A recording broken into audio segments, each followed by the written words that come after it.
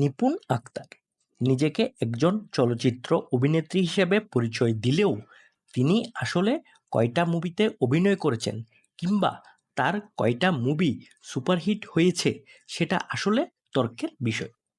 নিপুণের সাথে একসময় পরিচয় হয় শেখ হাসিনার ফুফাতো ভাই শেখ সেলিমের সাথে। অল্প সময়েই শেখ সেলিমের কাছের মানুষ হয়ে ওঠেন নিপুণ। সময়ের পরিক্রমায় অভিনয়কে টাটা বাই বাই দিয়ে দুশ্চরিত্র কিছু আওয়ামী লীগ নেতাদের রাতের পার্টিতে মেয়ে সরবরাহ করার ঠিকাদার হয়ে ওঠেন নিপুণ।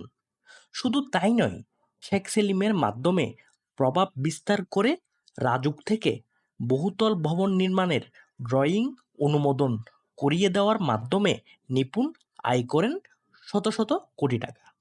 শেখ সেলিম ও নিপুণের সম্পর্কের রসালো গল্পের কথা ছড়িয়ে পড়ে চলচ্চিত্র পাড়া এফডিসির প্রতিটি মানুষের কাছে।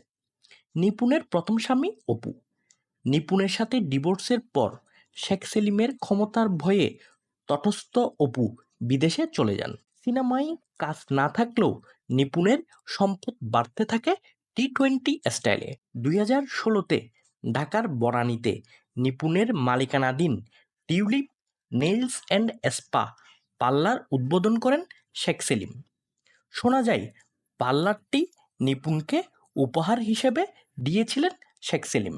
কিছুদিন পর পর নিপুণের বিদেশ ট্যুর, নিপুণের দামি গাড়ি ব্যবহার, নিপুণের মেয়েকে বিদেশে পড়ানো সবকিছুতেই ছিল শেখ সেলিমের টাকা।